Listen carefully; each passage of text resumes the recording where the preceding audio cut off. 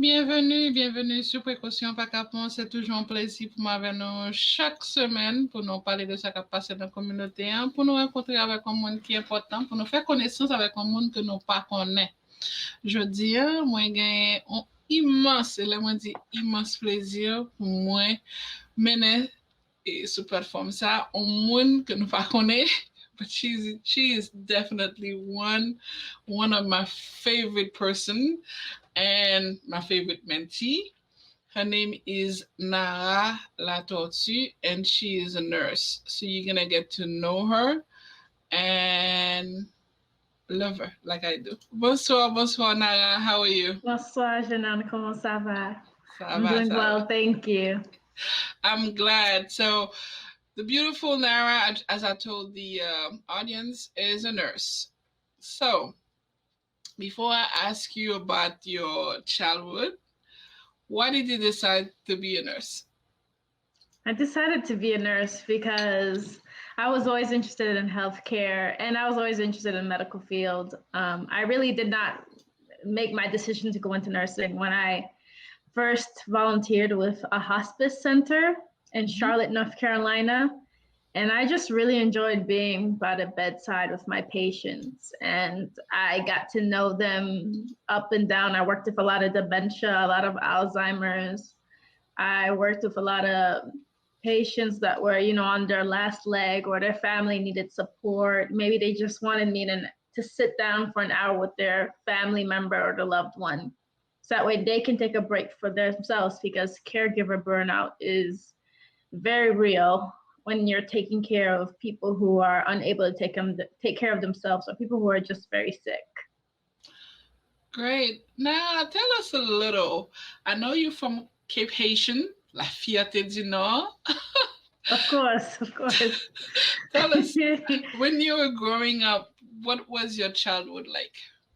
Oh, I had a wonderful childhood, and I take pride in what I did because I always said my parents gave me the best, even though they did not know how the best could be.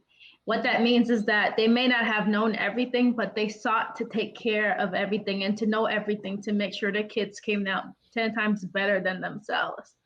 So growing up, it was not unusual for my father to take my sister and I to the city and see plays and go to museums and see like live dance performances and go to restaurants that were new, and like we just didn't stay at home. Like he really tried to culture us. My mother worked her butt off to give what she can to us. I mean, she built every house that we've lived in, and she ran her own business from the houses, on top of working, on top of teaching, on top of mentoring. I saw her do that as a nurse as well, and that also influenced my decision to go into nursing. Wow. So you kind of followed the footstep of your mom, I would say. But you are the oldest child. Did that Right. influence you being a caregiver, a more nurturer? Because I know in the Haitian household they rely on the oldest person to take care of the of the youngest siblings. Did that play any role into your decision, Oh, or into 100 your and yes, go ahead. Sorry. oh, Oh, in yeah, go ahead.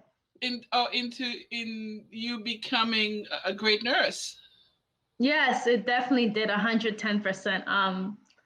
Unfortunately, during my childhood, I did have an experience where my father got really sick and my mother was working all the time. So it was just my sister and I and the babysitter. And there'd be times where, like, my sister needed help. We needed to go to the library. So we walked from our house to the library.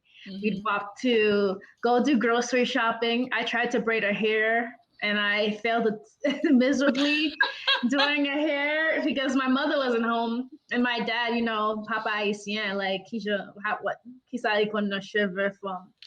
But we tried to do our best. And yeah, it definitely influenced me. And that's why I understand caregiver burnout when I see my patients. I understand what it takes to take care of somebody mentally ill, because to do that, you have to put yourself before anybody else.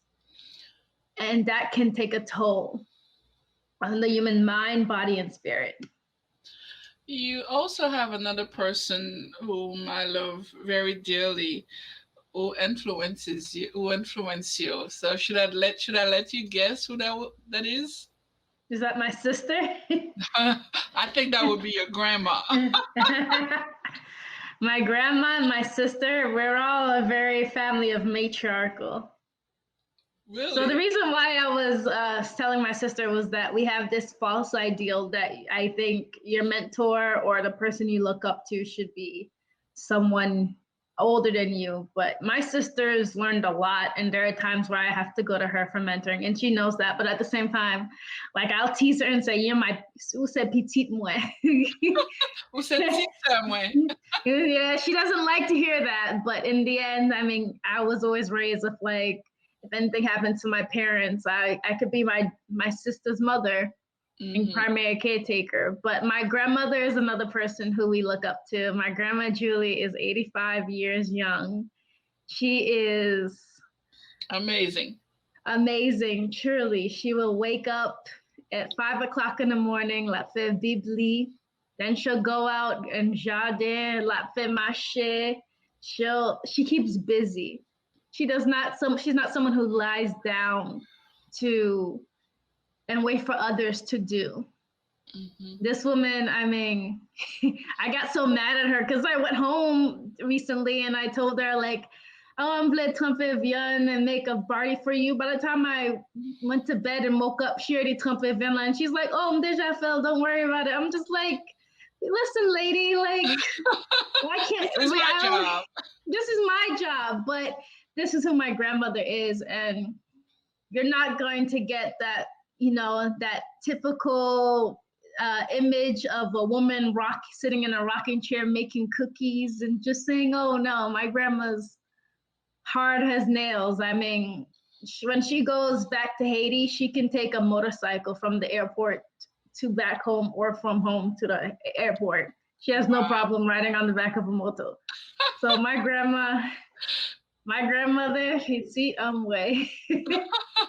But you see how you just dive into what I was going to ask you, which is Mhm. what is one of the most important things that your grandmother, I think, taught you was cooking. Yes, cooking. So tell She us was a about your great cooking cook. experience. Are you the best cook? Are you a better cook than your sister? Because I know you cook good food. I do love to cook. I have catered. My sister has, for people who don't know, she is a filmmaker here in Atlanta, Georgia. She runs her own production company. She runs her own podcast company. She's working on the set of MacGyver here in Atlanta.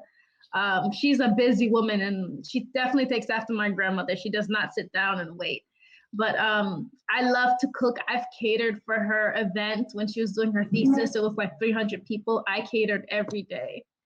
And Wow. I love cooking and I enjoy it. And I love our Haitian food. Like, there was a recent trend of the paleo diet where people were like, they should eat like your ancestors. Like, I'm trying to eat like mine's. Mine's look good. You see my grandmother, 85 years old, she looks good. Eating your banan, eating your zerna mate, eating your aoso. I mean, I'm talking about the real Haitian dish. I mean, banan gaje. I love banan gaje. Akasan, all that stuff is the best thing for you. So you I said don't what is it called? You said it's eating like your ancestor. What is that new eating. trend? So it was called the paleo diet. And the paleo diet was like, well, we're going to eat like, like the cave people did. Like they eat raw, they eat like forages, there's certain stuff they didn't eat. Like they didn't eat cheeses that much. They ate a lot of meat. And it was like, it's one of those, I say it's a fad diet because then came after the paleo diet came the keto diet and etc. But Hmm. I just think it's important if to eat like your ancestors. I love my Haitian cooking, and I think it's filling for a reason. And it's not just griot pickles Cola pois. exactly. There's so much more to it, and it's so nutritious, and it's the best thing for you, in my opinion. Great. Now going to school. So you started nursing school. Was it hard?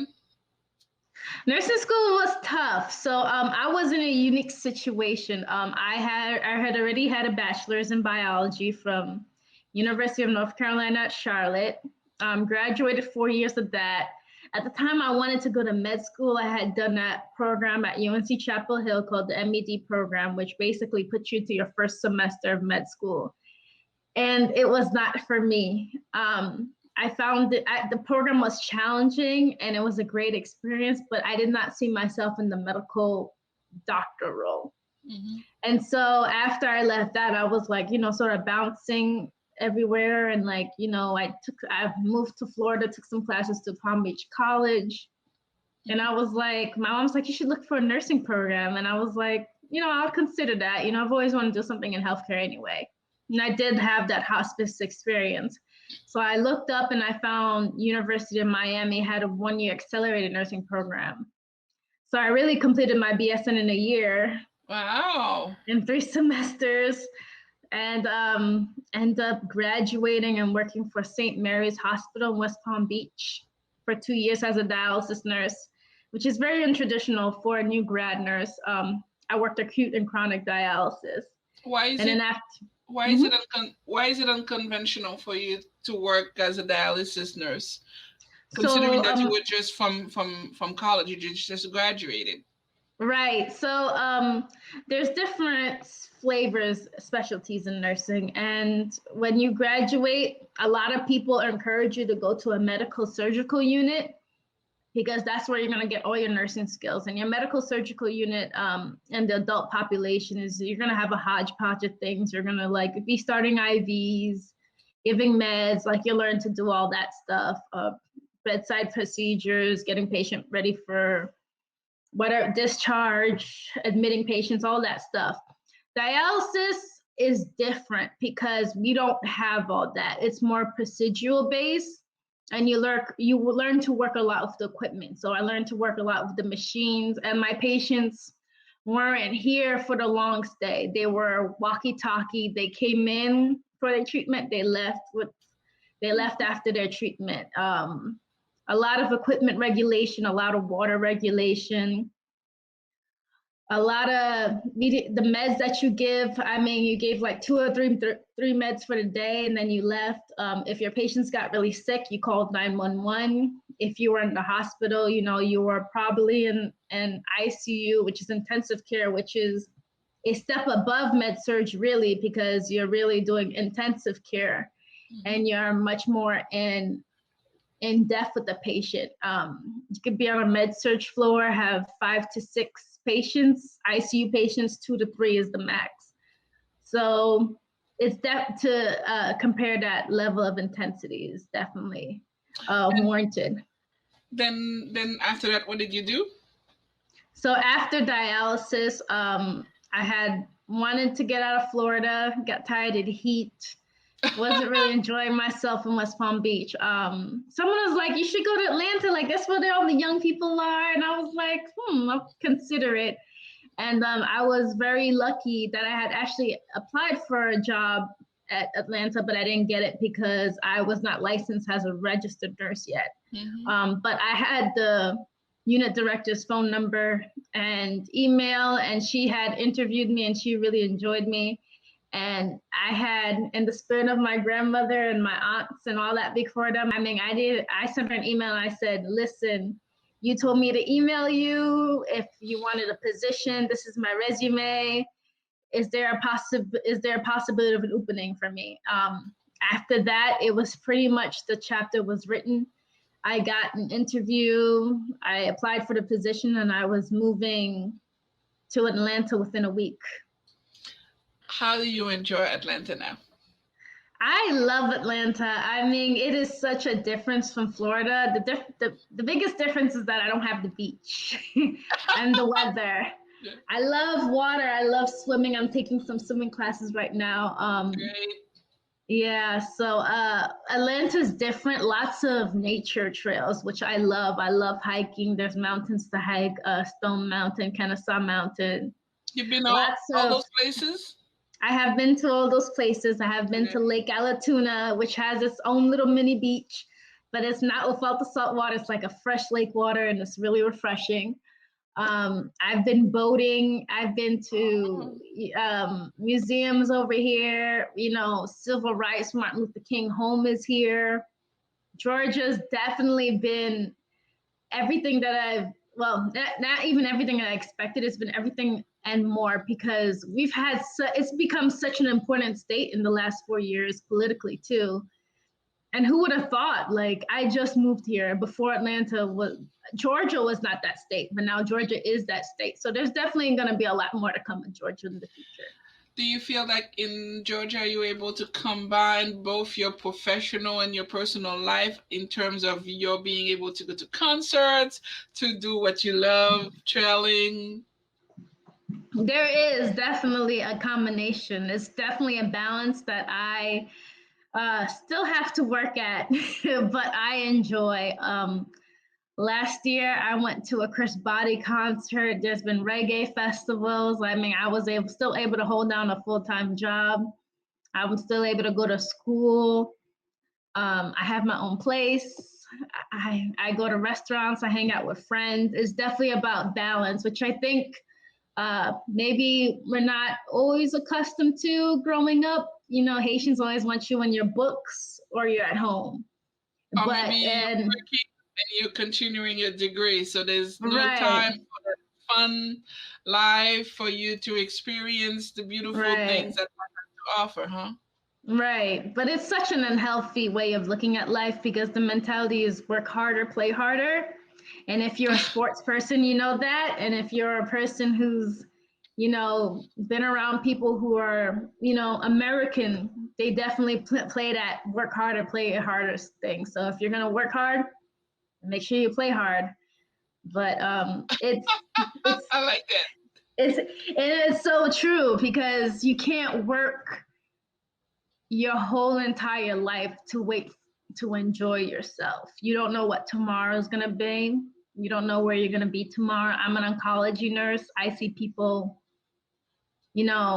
pretty much are dying every day. Either they're being diagnosed, or they're in the course of the treatment, or there's nothing they can't do for them. And these are not people in their 60s and 70s. These could be people in their 50s and 40s. And you want the good memories to be with you if you, God forbid, you're on your deathbed. Mm-hmm. Well, you went from dialysis to oncology. What's this attraction with death, Narah? So, well, dialysis doesn't mean you're dying now. Dialysis means that your kidneys aren't functioning and that you need a little help. It's definitely a lifestyle change with dialysis. Oncology, I guess yes, I see people dying. Yes, I really pride myself with being in a place in that person's life. And I mean, I work a 12-hour shift, and these people, I mean, they've been alive for what? How long? And I'm with them for 12 hours a day, and then I go home. In reality, my impact is so big in such a small amount of time, and I'm able to come back and see them. And so the biggest common denominator between dialysis and oncology for me is that I was able to get to know my patients really well. My dialysis patients would come in 3 times a week for treatment, and you get to know them really well and their families real well, their troubles real well. Oncology patients, once they go through their treatment, they're usually coming back for more because they need to maintain it, and they're gonna go for transplant and all that stuff. So you definitely get to see them. I mean, your first chemo treatment is 30 days inpatient hospital. So you get to know your patients real well, and I really enjoy that. From dialysis to chemo, and I apologize for the question about death. It's just that No, you're fine. When I think about those two fields, they are critical. They are very critical. Situation where people actually have to really think about death and what if. Right. If you choose another field or an extra field, Mm-hmm. what would you do? Like what would attract you? Would it be the maybe the children because maybe you haven't worked with the children yet? Would it be probably Mm. nutrition because you're a great cook, you can combine your nursing skills as well as your cooking? What would you like to? Not that I'm saying that you should leave Mm-hmm. the oncology field, but if Right. you were to combine something, because earlier you spoke about balance, and I think balance in your life is very important. Mm-hmm. So if you wanted to combine something that you enjoy as much as nursing, what would you combine? Oh man, that's a great question. I don't know. That's really such a great question. So, I mean, in pertaining to nursing, my long-term goals are to get my PhD in doing cancer research. My basis for doing cancer research is to further what oncology nurses do bedside in terms of observing the patient and their hardships through chemotherapy and after chemotherapy and any of residual effects of that. Um, what would I do? It could be there's so much to oncology. I mean, yes, I cook, but you know, like if you're on chemo, your taste buds change. So then maybe you want different foods. That could be something I could do. I mean, I'm not quite sure yet, but I definitely know I do want to get my PhD in research. And I mean, to further what I could do bedside on top of doing research would be to work for like a private research company like GlaxoSmithKline or McKesson or something Wow. that's yeah something in oncology because the biggest thing that affects oncology after what we do is the drugs. Hmm. So there's a CEO. His name is Kenneth J. Frazier, and he was an African American CEO with a law degree, and he was in charge of this large pharmaceutical company. I believe it was McKesson, if I'm correct. Don't quote me on that, but he basically like preached a company culture of research. Like he pushed research for medications that was able to change people's lives. So Wow. that would be one of my goals. Because like I said, after oncology, the biggest thing with oncology patients is the medicine that they start on. So novel chemotherapies and drugs, and then medicines that help reduce the side effects of the chemo. So mucositis, sores of the mouth, is something that can happen. Maybe creating a drug to reduce that. C. diff infection, which is a infection of the gut that causes the patient to have large diarrhea. Something to reduce that is definitely warranted. I could go on, but it's really a whole nother world in itself. But when I'm listening to you, since you had your first degree in biology, and then Hmm. the passion that I feel when you're talking about research, I feel like you're just gonna be going full circle back into biology and research. Oh Maybe. yes, oh yes, yes. They're definitely hand in hand. I mean, what the human body goes through and what the human body, it's such a strong human body, but it's amazing how much can go wrong at the same time. And it's not to say it's paranoid, it's just we're so strong and fragile at the same time. Indeed, indeed. And yeah. As you talking about being strong and fragile at the same time, what do you think are the best qualities for a nurse, or what makes you think are your best quality that makes you what I would feel is a great nurse? So definitely all the things that you would expect a nurse to be when you get admitted to a hospital: compassionate, caring, communicative. All those are definitely a big part of nursing. But for the nurse itself, for the professional nurse, you definitely want to always be challenging yourself. And if you're not feeling challenged or you're feeling miserable in a field, I encourage you to step out of your field.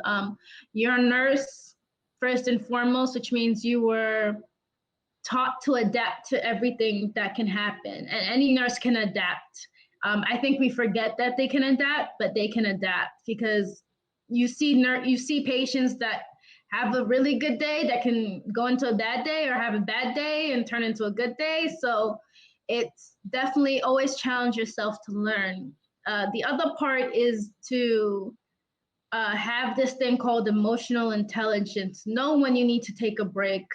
Know when you need to just pause something in your life, because you are taking care of people for 12 hours a day who are who need that from you, who need that care, and you could encounter burnout throughout your nursing career. The other thing sorry. The Go other ahead. thing I would say for nurses to have is to have a sense of pride in what you're doing, um, and know why you're doing it. And I know nursing philosophy isn't something that's well taught. I mean, it is taught in undergrad, but not really.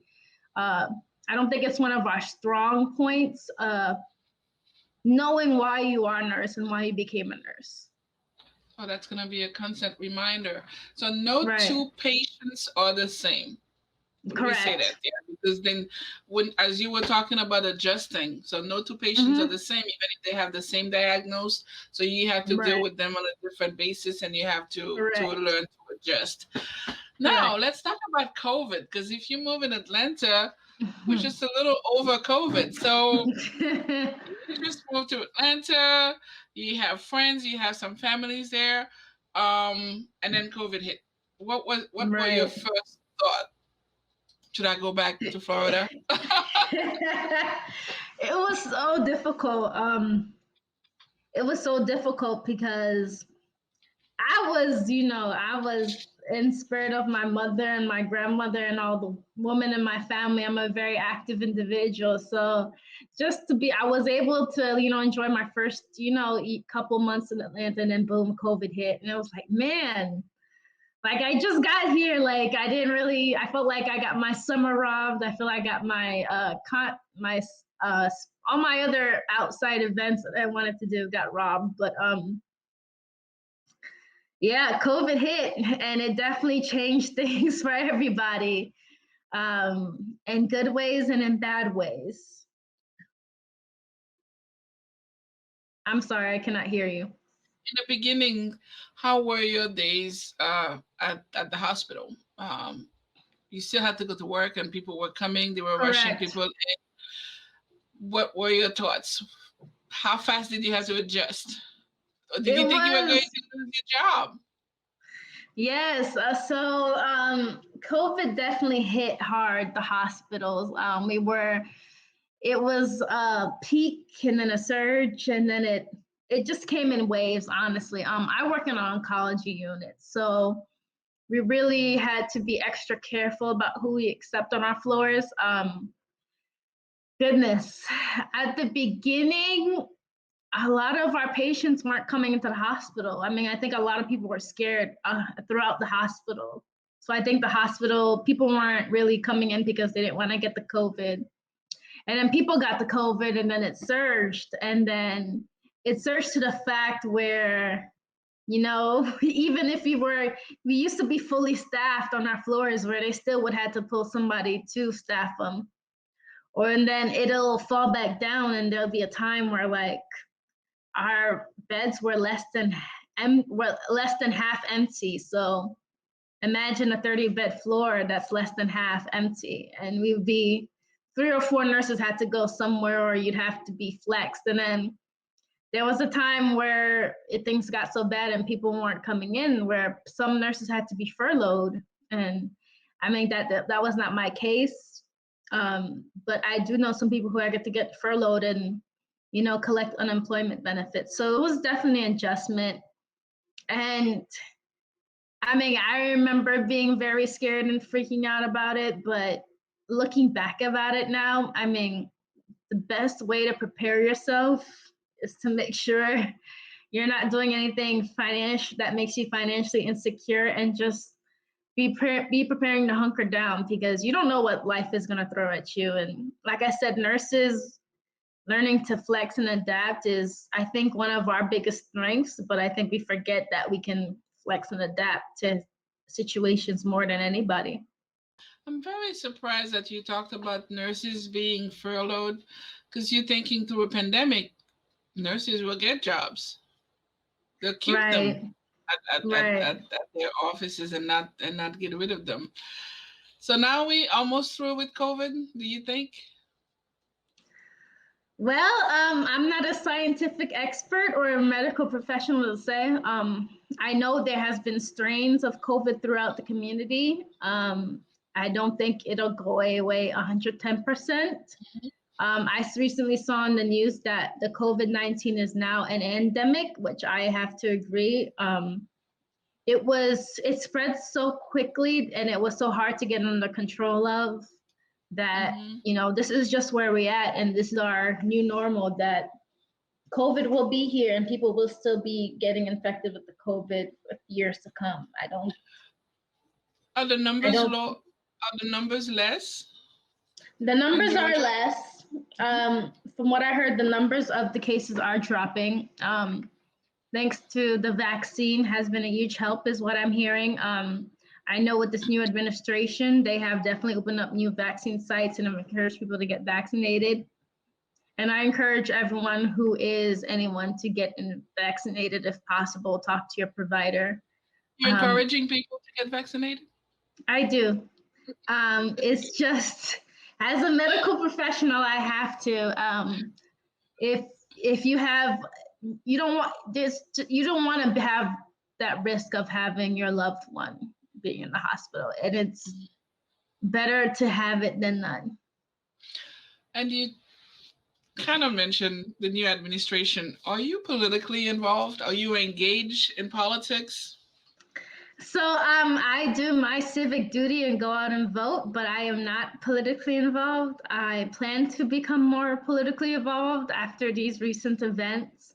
I Why? just, why? Because there's so much at stake into life, and I think everyone has a voice that should be heard. And whether how you do it, whether what party you do it, you should definitely get involved. I mean, we are here. I mean, we've able to live through the COVID pandemic. We were able to live through recessions.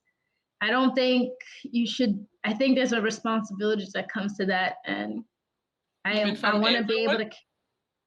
I hope everyone, not everyone, might feel that way, but for me, I do feel responsible for having a say in our politics of the nation. Yes, I do believe in that.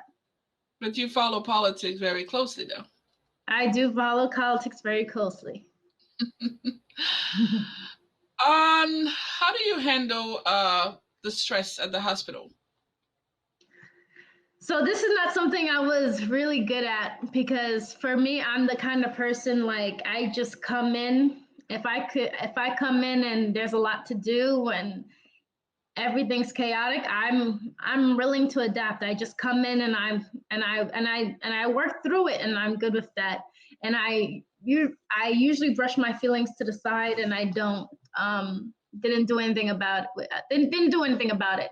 How I cope with that now is very different. I do things that keep me busy and I make sure I have me time. So me and getting in a swim class was something that I did for myself and for my sanity has an outlet to learn something new because I enjoy learning things new. I love swimming. I love the water. I love the beach. I love the lake. And it's just a fun activity for 30 minutes a day. I do it. I mean, my classes are Sunday morning. I feel like I'm just starting off the week on a good foot instead of coming in of like, oh my gosh, Monday is going to be such a drag. Mm. So that's what I do. And it's very important to have that me time and pamper yourself and remember that you come first before anybody else. Mm. If you don't have you, then nobody else can have you. I like that. Mhm. Somebody who wants to go into the nursing field, because we know probably people who had gone through the whole um, education, and then Mhm. afterwards they decide, well, I don't know if this is for me. I remember one of my best friend, she and I met her. I was 21, and she was a respiratory therapist, and Mhm. she said, you know, I spent so many years in school and I Mhm. studied. And when it was time for me to do my clinical and get to deal with my patients, I Mhm. realized that it's not something that I want to do. So, Right. what advice? Although you're my mentee, but my audience now, Mhm. you give them advice. What advice would you give someone who is planning on becoming a nurse? Do you tell them to just go to school and learn, or is there something that they should do first? Because you mentioned before that you were exposed to helping in the hospice before. Right. Oh gosh, no. I would definitely, if you're having any double any Second how thoughts. second thoughts, messy, if you're having any second thoughts, definitely listen to yourself. There is an inner voice in you that's listening, and I think sometimes we've learned to shut it out because we want to get it done. All my life I've heard this phrase called "it's a marathon, not a race." And I did not understand that until I started school and I was in a nurse practitioner program. And I was like, ooh, this is really intense. Like, I had to adjust quickly. And what I had to learn was that, everything in life will come when it's supposed to come, and that if it's meant to come, then you should absolutely go after it, but understand that this is coming at you full force, and that you have to be ready to adjust for whatever it is in the field, because there is no job that's you go in every day and you're gonna have a wonderful day every day. It's not. Nursing is one of those fields. It's a hard job, it's a hard work, but it's incredibly rewarding if you know what it means to you and what it means for you to be in that field. So I had said that nursing philosophy is not something. It's something they teach you in nursing school, but it's not always the main focus. Why you became a nurse and why you want to do this. It's great that you want to help people, but people always don't want to be helped, and it's not like they're ungrateful. It's just that people are really sick, people are really tired, they don't want to be bothered. Hmm. Maybe they've been in the hospital 3 or 4 times and they just feeling exasperated. Hmm. So if you're going to become a nurse, and this is very un-Haitian of me, i would Go ahead. say I would say get that job in CNA, get that job as an EMT, get that job as a phlebotomy. I truly believe in seeing it and understanding it before you go into it. This is not Grey's Anatomy. You know what I mean? It's not. It's not Oh, a glory television and scripted show. fancy. Yes, it's not. This is real life. This is people lives. You have a license, which means every day you go into work, that license, you put that license at risk. I mean, I Yes, hate to it's at say it stake. that Yes. way. I hate to say it that way, but your license is at risk. So you need to make sure you're doing everything, again, that's correct to your nursing standard and your nursing philosophy, because that's the best way for you to be an upstanding with yourself, because you don't want to go home and not be able to sleep because Your license is suspended. right, right, Yeah. or you feel like you missed something. Yeah. So What's your that's what worst I day? my worst day, gosh, that's People a good dying? question. Actually, that's not my worst day. My worst day is when my people are sick. So when a good day looks good and it turns really, really bad, or my patient looked like she was doing fine and then she's not responding. It's the unknown, and that's when your flexibility comes in. Okay. If you were to go to Haiti, and I look up pour travail comme nurse, qu'est-ce qu'on appelle? Right. I would do it. You wouldn't I would be, do it. you think you would adjust? Yes. Lack of infrastructure? Yeah, and it's what you would take. It's what would it take to adjust, but I would adjust. Okay. For example, IV pumps. You don't have IV pumps in Haiti. I've seen hangers being used in some of those missionaries where you have to hang the Hmm. saline pump on the ceiling and it has to drip. It's definitely different, but it's not. But that's probably closer to what true nursing is, because you have to learn to use your head and your thoughts and be quick minded with it. If you were to win a trip to Africa, would you go visit or would you rather go straight and work? I know you would love to visit Africa, or do you?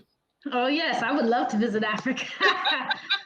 I mean, yeah, I would love to visit So we'll go for to Africa sure. on vacation first and then we'll go Hmm. to work. How about Sure, that? why not? Why not?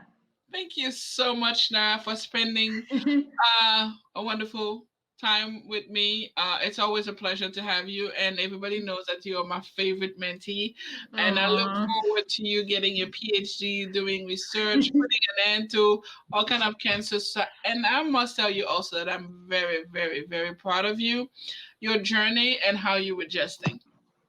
Oh, well, thank you so much for having me on the show. I know I was a little nervous to do this, but I'm glad I did it.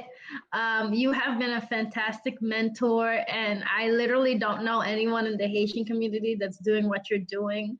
Oh, And I mean, you know, I call you when I call you. So this is just not a relationship. This is really, you're like a second mother to me, I love you more. and I love you more. And you have a wonderful evening until the next time that we will be on Prekosyon Pa Kapon, but this time we'll do it in Creole. Okay, next time we'll do it in Creole. Ma pratiquer. D'accord. Bye bye. D'accord, bonne nuit. Bye Yes. bye.